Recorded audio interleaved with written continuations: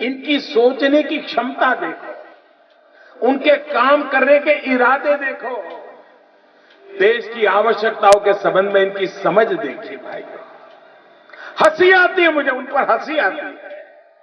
जब 2014 के लोकसभा के चुनाव में गैस के सिलेंडर 9 मिले कि 12 मिले, इस मुद्दे पर आप वोट मांगने निकले थे।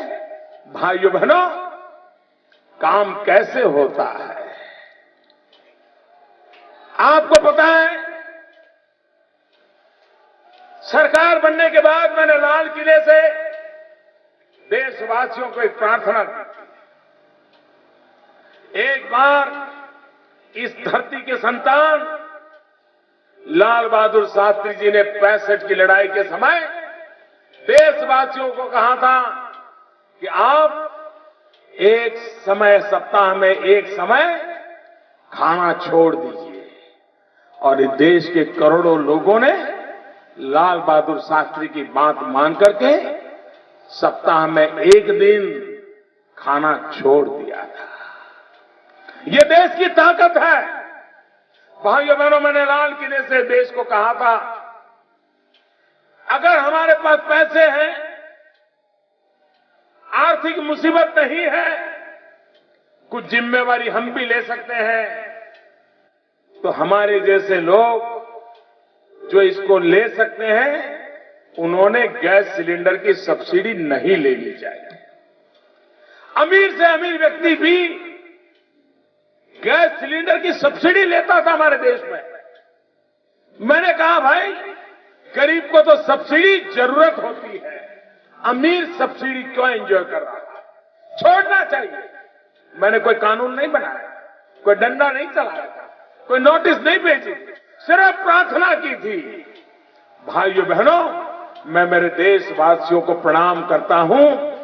करीब करीब 1.25 करोड़ लोगों ने अपने गैस सिलेंडर की सब्सिडी छोड़ दी भाई।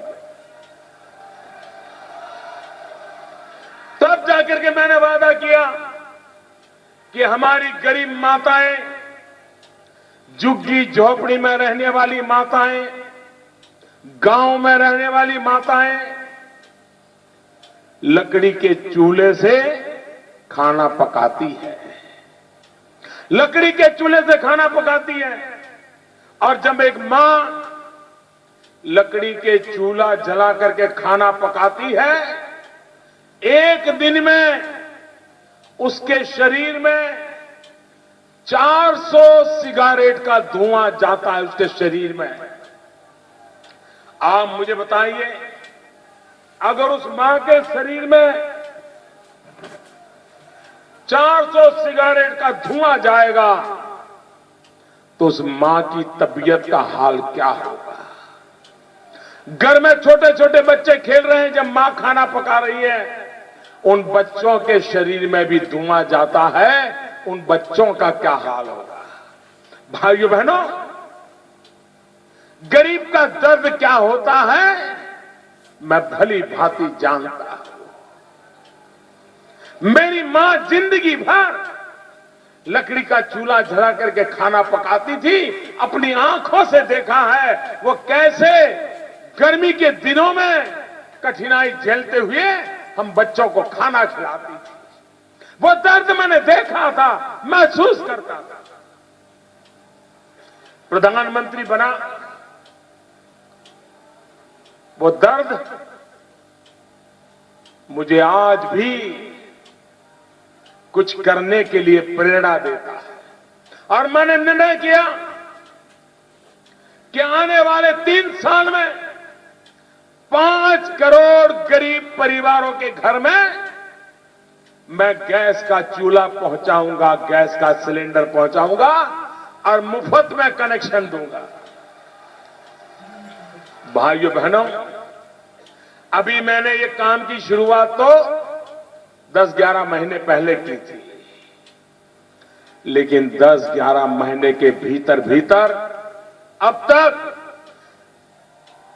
2.25 करोड़ से भी ज्यादा परिवारों में गैस का सिलेंडर, गैस का कनेक्शन पहुंच गया, लकड़ी का चूल्हा जलना बंद हो गया, धुएं से उस मां को मुक्ति मिल गई। भाइयों बहनों, काम किसको कहते हैं? वो मां के आशीर्वाद बोलते हैं। वो मां के आशीर्वाद बोलते हैं। जिंदगी में सोचा नहीं होगा कि उसके घर में भी कभी गैस का सिलेंडर हो सकता है। उसने तो यही सोचा होगा कि गैस का सिलेंडर तो बड़े बड़े अमीर लोगों के घर में ही हो सकता है। जिनके घर में गाड़ी हो उसी के घर में हो सकता है। जिसके घर में अलग किचन हो उसी के घर में हो सकता है। भाइयों बहनों, हमने दिखा दिया कि गरीब की झोपड़ी में भी गैस के चूल्हे का हक बन सकता है। और ये काम ये सरकार कर रही है। भाइयों बहनों, हमारे देश में किसान फर्टिलाइजर खरीदता है। फर्टिलाइजर, क्या हाल है फर्टिलाइजर का? भाइयों बहनों, देश में कभी भी फर्टिलाइजर के दाम कम नहीं होते थे साहब। हम पहली बार हम आए, हमने तय किया कि हम किसानों को यूरिया ठीक से पहुंचे, इसकी चिंता करेंगे। भाइयों बहनों, आज स्थिति यह है कि हमने, एक जमाना था यूरिया पाने के